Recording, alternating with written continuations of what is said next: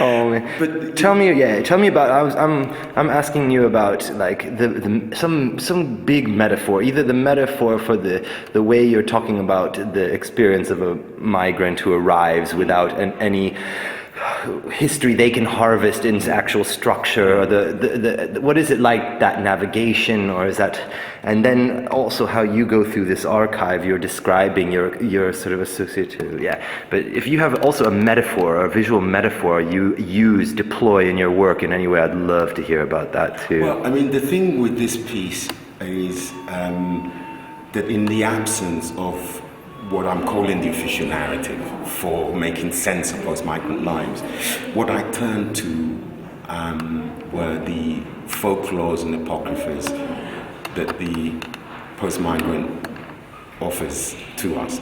And I don't mean anything really complicated by this, except this. If you're from one of these families and your parents came here, or your grandparents came here, and you ever have a conversation with them about coming here, they say two or three things straight away. One is, it was fucking cold.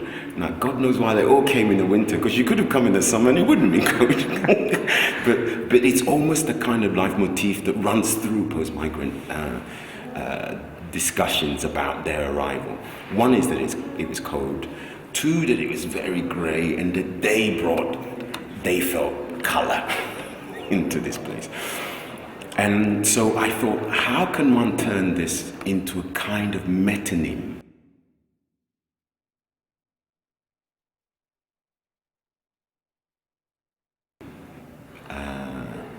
For a way of working.